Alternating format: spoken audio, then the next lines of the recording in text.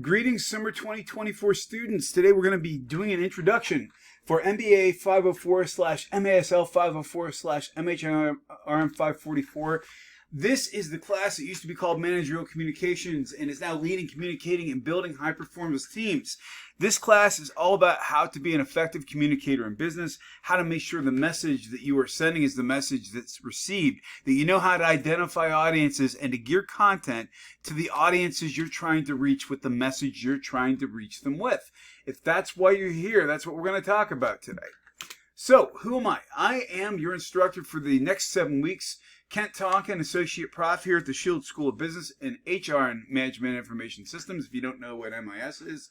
Prior to my time in academia, I did about 20 years working in technology, middle management primarily. Spent a lot of time finding compromise, translating information between audiences, and also finding ways to make information accessible. And that's what this class is all about. Our class mechanics are as follows. Obviously, you know you're in an online class that we're using Canvas to facilitate. The text, as you've probably discovered, is old and cheap and fundamental, but still carries a lot of very valuable communications properties. It's the basics of good communications distilled down into a cheap, really usable text.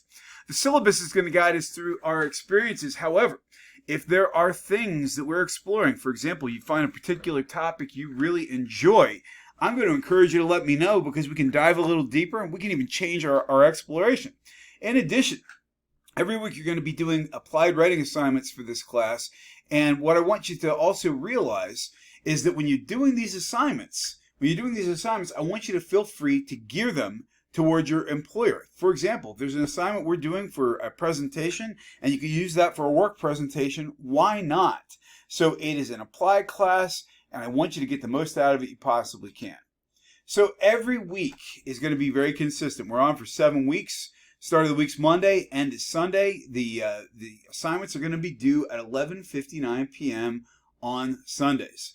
We may end early the final week if everybody's in agreement, but generally speaking, the end of our week is Sundays at 11:59 p.m. Now, every week you're going to have a discussion board too. This is something that people get confused about because it's not in the due dates. Your initial posting on discussion boards is due on Thursday at 11:59 p.m. and you got to respond to 2 other students by Sunday at 11:59 p.m. We got a packed 7 weeks, and that's leading us to the last week of class when you're going to be preparing for your presentations. I always say this, once we have announced the last day of class and we've backed that up, there is no late assignments. At this point, you have to get everything in by the last day of class because I have to submit grades within 24 hours of the class being over. So our hardest deadline is the last day of class. These are my preferred methods of contact. You certainly are welcome to call my office, although I'm very seldom in my office during the summer. You are welcome to use my cell phone, although I encourage you to text before you call, simply because if I don't recognize the number, I don't answer it. And also, the YouTube videos are built right into Canvas. Our playlist is built into Canvas as well. If you are in this class, I don't care what major you're taking, or if you had me for undergrad, feel free to call me by my first name. We are colleagues in this endeavor. So again, at times, I will generally have at least 2 to 3 weeks ahead of schedule. I will have the assignments posted. Right now, the first 2 weeks of class are open. I generally will have at least 2 weeks ahead of time open. You're welcome to work ahead under the understanding of the following. And that is, I will always prioritize grading for the current week. So always remember that. I'll be prioritizing grading for the current week. If you want to work ahead, that's great, but I may not be able to grade it ahead. So why are we studying managerial communications? Well, it's for all these reasons. That's why we study this stuff. And again, managerial communications was the old title of the class, and it still makes sense in terms of we are managing the way we strategically communicate. So what's different about the way we're communicating in the 21st century? Well, what's different is that we are getting bombarded with information, that we're doing a lot of our conversations over mobile, over social. People are feeling compelled to respond immediately whenever we are being queried with information. And again, it's very tough. We've also got multiple cultures at work here. Most of us, if we're working for any kind of industry, are working in companies that are based not just in the United States, but other places as well. Companies like Volkswagen and BMW in Germany don't let people have access to their information. They don't let them have access to their email or company computing systems after hours or during their vacations. That doesn't work so well here in the United States. So we are the cultural aspect. We've got this idea right now. We've got fewer people doing more. Ever since the recession of 2008 knocked down the percentage of people in the workplace, we got knocked down again in 2020, we still really aren't back to pre-pandemic or pre-recession staffing levels. And most people in the United States are working more than 40 hours. In fact, if you look at these stats, again, these are from Gallup, we've got about 20% of the population that's working 60 hours or more. Everybody's talking about the 4-day work week, but most people aren't seeing it. So these are the most recent stats I have available. Right now, the unemployment rate in the country is 3.9%, which sounds awesome until you realize in context, that means 3.9%, which is the unemployment rate, 3.9% of 63% of the population can't find a job. What does that mean? The current labor force participation rate is 62.7%. The labor force participation rate is the percentage of the public that's eligible to work that's actually working. The unemployment rate is the percentage of that percentage who cannot find a job. In other words, we are doing more. We're asked to do more at work. And here's the other trick. Even companies that want to hire people are getting so overwhelmed with applicants, they can't possibly hire quick enough. So we all have to work more. The Bureau of Labor Statistics also says that if we took all full-time employees, and we divided them by the amount of hours people are working on the weekend, this is really a tough statistic to swallow, but it's true. We've got a lot of people in this country that are working about 5 to 6 hours a day on their weekends. And that means these check-ins on email and text messages add up. We are doing a lot. Most people who have responded to studies, and some of the stuff was pre-pandemic, some of it was post-pandemic, most people are saying that technology really isn't helping us have easier times at work. It's not making our work easier. Technology is enabling us to do more, but it's not making the job easier, and at times it's not making communications clearer either. So what that means is when we have new technologies such as AI entering the workplace, how might we leverage those to make our daily work a little more manageable? Because we're already understaffed, we're already working too many hours, and there aren't enough people in the workplace to begin with. Add that to the fact we've got people between the ages of 18 and 85 in the same workplace. We talk about baby boomers, Gen X, and millennials, and the newest generation, Gen Z. In reality, we've got folks in their mid-80s. We call them traditionals. People who are older than baby boomers are still in the workplace too. And so we've got these cultural disconnects. We've got these styles of working disconnects. And in reality, we need to know how to communicate with people in the way they want to be communicated with if we are going to be effective. Then we add culture on top of that, and the fact that we've got most corporations operating in more than one continent at this point in time. You've got cultural disconnects even with cultures that speak the same languages. Then we also are talking about where we are at right now, that we've got at times very disengaged workforce. We've got people who basically are getting into all kinds of workplace conflict because we're stressed and pressed at work.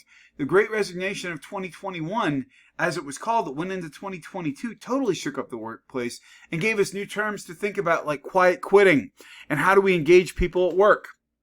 We also are seeing now, since companies are collaborating more, it's sometimes hard to know where one company ends and the next one begins, meaning to know who we're actually speaking with and know who our audiences are at times can even be challenging. The average person, and this is 2020, granted these are pandemic numbers, but I don't think it's really that far off. The average person is getting 8 to 10 hours of screen time a day. In fact, I always query my undergrads every year to ask how many hours of screen time they have with their phones. The highest number I think I've gotten was 14 or 15 hours. And it's not just young people. We've got all kinds of people spending more time on their phones. And in terms of expectations, yeah, a lot of people in the Generation Z generation are even saying they don't want email. They want immediate responses, text, or even social media, for example, in the workplace rather than email. We've also got the idea now that we are trying to figure out new ways of digitally communicating. And for example, we all got thrown into the telecommuting world during COVID, but we've got this challenge now in terms of how do we interact over digital? How do we effectively interview people or screen applicants over Zoom or over Microsoft Teams? Here's the other part that's really getting challenging too, is people are feeling less committed. If I'm going to dodge an interview, if I'm going to ghost an interview, it's even easier with digital because I just don't have to log in. Then we also have the aspect that more people are finding themselves being socially isolated when they're working at home, while people who are working in the office are feeling like they are missing out on a perk that remote workers get. The people whose jobs don't lend themselves to remote work are feeling jealous of those who are working at home, and those who are working at home don't feel connected to the folks in the office. Then we've also, again, got the idea of culture, both within companies and within countries. And again, it can be very hard to build trust. Our very first exercise in this class, we're going to be talking about some of the cultural challenges, for example.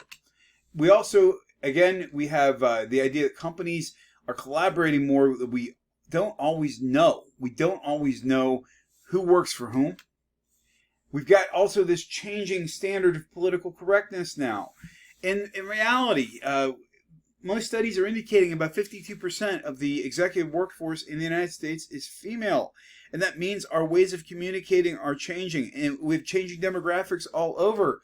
Why do I tie that in? It's because I remember midpoint in my career, I was on a search committee, and the majority of people on the search committee were female. It was for a professional position, and one of the applicants addressed their letter to Dear Sirs, and that's something that we still see, especially with a multi-generational workplace. You can read these problems for yourselves, but it's pretty amazing that NASA and Lockheed Martin couldn't figure out what measurement units they were using. That was a communications issue, and there's more of this stuff. Again, email can be really dangerous because we don't always think before we send, and we're feeling compelled to respond in haste. And so that's why we talk about this stuff.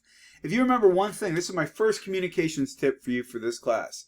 Anytime you have a sensitive email to send, or you're feeling like you might be a little hot under the collar before you send it, make sure that you type the email up either in Microsoft Word or Google Docs, or in an email app that doesn't have anybody in the to field. So that way you won't accidentally send it. Maybe you'll take some time to read it later, or have one of your colleagues read it.